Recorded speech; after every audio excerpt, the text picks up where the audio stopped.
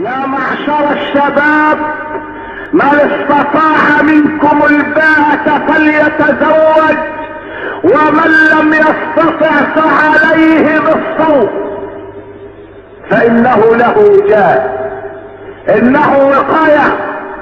البديل الشرعي عن الزواج هو الصيام. البديل الشرعي عن الزواج الرياضات البدنية مع الصيام.